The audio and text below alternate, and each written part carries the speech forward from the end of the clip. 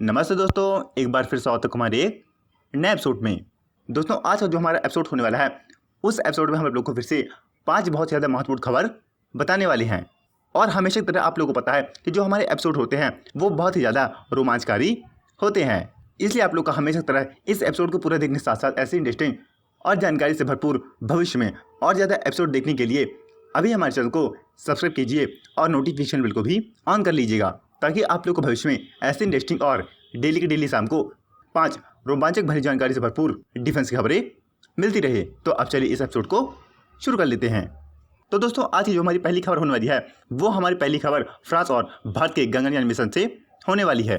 तो हमने आप लोग को बीते दिनों अपने एक एपिसोड में बताया था कि जो फ्रांस के ली ड्रियन नाम के मंत्री है वो भारत के विजिट पर आए थे, और आज उनसे जुड़ी एक ऐसी खबर निकल गई है जिस खबर में ये बताया जा रहा है कि जो फ्रांस है वो भारत की सहायता भारत के गगनयान मिशन में करने वाला है।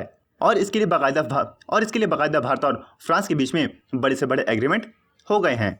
और जो फ्रांस है वो इस समझौते के तहत भारत के वैज्ञानिकों द्वारा इस्तेमाल किए जाने वाले जो अंतरिक्ष में कुछ सामान होंगे, उस सामान की सप्लाई करने के साथ साथ भारत के वैज्ञानिकों को चिकित्सा सामग्री के साथ साथ उपभोज्य वस्तुओं की पूर्ति करेगा। और इसी साथ साथ जो फ्रांस है वो भारत के साथ कुछ तकनीकी साझा करने के साथ साथ कुछ इंटरनेट टेक्नोलॉजी भी साझा करेगा। और इसके लिए भारत और फ्रांस ने पूरी तरीके से एग्रीमेंट साथ साथ पूरी तैयारी भी कर ली है।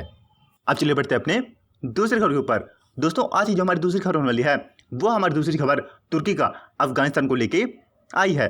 दोस्तों, आप लोग को पता होगा कि जो अमेरिका उसने अपने पूरे सैनिकों को इस साल के अंत तक अफगानिस्तान से पूरी तरीके से निकाल लेगा, और इसके बाद अफगानिस्तान में जो हालात बनेंगे उन हालातों को अफगानिस्तान की अपनी सरकार ही संभालेगी।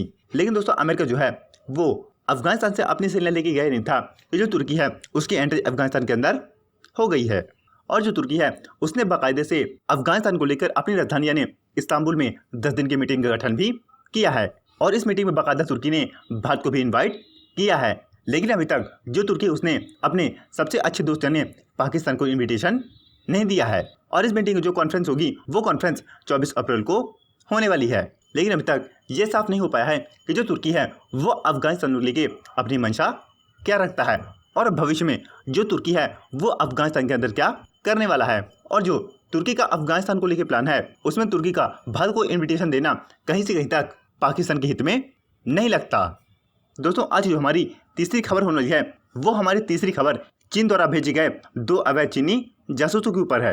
दोस्तों, अब से करीब कुछ घंटों पहले ये खबर आई है कि भारत के बंगाल की दार्जिलिंग सिटी में 2 अवैध चीनी नागरिकों को गिरफ्तार किया गया है। और पूछताछ के बाद उन दोनों चीनी नागरिकों ने ये एक्सेप्ट किया है कि वो नेपाल का बॉर्डर लांघ के भारत के अंदर घुसे थे, और उनके पास ऐसा कोई भी डॉक्यूमेंट नहीं है जिस डॉक्यूमेंट के आधार पर किसी भी देश का आदमी दूसरे देश में प्रवेश करता है। और जब पुलिस ने उनसे थोड़ा अच्छे से पूछताछ की तो उन दोनों ने बताया, तो उन दोनों में से पहले का नाम डिंग शाओशिंग है जिसकी उम्र करीब 36 साल बताई जा रही है, और जो दूसरा है उसका नाम शिंजी फा है जिसकी एज करीब 30 साल बताई जा रही है। और उन दोनों का ये भी कहना है कि उनके साथ एक मोहम्मद नाम का इंसान भी इनकी घुसपैठ में इनके संपर्क में था, जो कि दार्जिलिंग के दोहागुरी जगह का रहने वाला नागरिक था। और वही मोहम्मद नाम का इंसान इन दोनों चीनियों को नेपाल का बॉर्डर क्रॉस करके भारत में अवैध तरीके से घुसपैठ कर रहे थे, जहां पास पुलिस ने इन्हें धर दबोचा है और नक्सल बाली पुलिस स्टेशन में इन्हें अभी बैठाया गया है। और दोस्तों, आप लोग जो ये स्क्रीन पर मैप देख रहे हो, ये उसी जगह का मैप है जहां पास से ये चीन नागरिक नेपाल के जरिए भारत में घुसपैठ किए थे। और ये वही बॉर्डर है जिस बॉर्डर का नाम बारामाणी राम ज्योति बॉर्डर है। अब दोस्तों, भारत के अंदर जो ये साजिशें हो रही हैं, इन साजिशों में पाकिस्तान की खुफिया एजेंसी ISI और चीन की खुफिया एजेंसी का लिंक लगता है, जो कि भारत के अंदर एक बहुत बड़ी घटना को अंजाम देने के लिए आए थे। अब चलिए बढ़ते हैं अपने चौथी खबर की तरफ। तो आज जो हमारी चौथी खबर होने वाली है वो हमारी चौथी खबर पाकिस्तान और अमेरिका से निकल के आई है।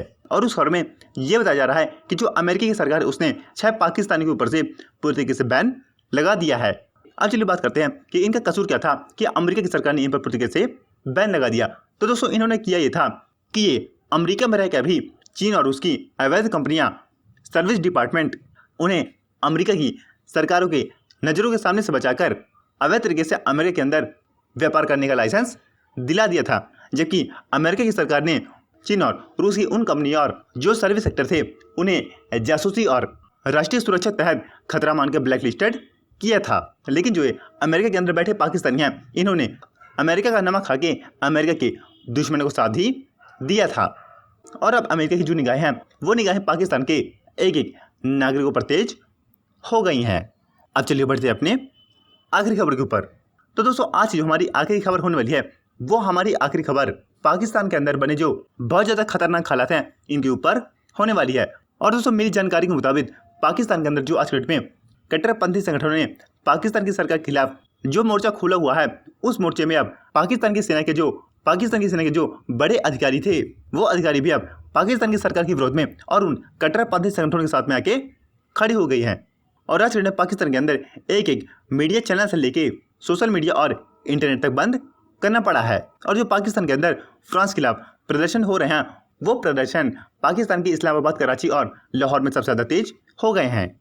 और पाकिस्तान की इस हालात के ऊपर जो बड़े जानकार हैं उनका ये कहना है कि पाकिस्तान के अंदर कभी भी गृह युद्ध छिड़ सकता है, जिसमें जो सेना है वो पाकिस्तान के अंदर पूरी तरीके से फिर से कब्जा कर सकती है। और कई बड़े सूत्रों का ये भी कहना है कि पाकिस्तान की सेना और पाकिस्तान की खुफिया एजेंसी ISI ने इसकी पूरी तरीके से प्लानिंग भी कर ली है। और आज डेट में जो इमरान सरकार है वो दुनिया में एक तरफ अलग थलग पड़ी हुई है, दूसरा सो जो भारत साथ विवाद है वो खत्म होने का नाम नहीं ले रहा है, और तीसरा गृह युद्ध छिड़ने का खतरा बढ़ गया है। अब देखते हैं आने वाले समय में पाकिस्तान के अंदर कौन कौन से हालात बनते हैं। तो दोस्तों आपका आज के एपिसोड पर क्या कहना है नीचे कमेंट करके जरूर बताना। अगर आप लोग ऐसे इंटरेस्टिंग और जानकारी से भरपूर भविष्य में और जब तक खबर देखना पसंद करते हो तो आप लोग का अभी हमारे चैनल को सब्सक्राइब करके नोटिफिकेशन बिल को भी ऑन कर देना। तो मिलते हैं अगले वीडियो में एक नई इंटरेस्टिंग और जानकारी से भरपूर खबर से, तब तक के लिए नमस्कार।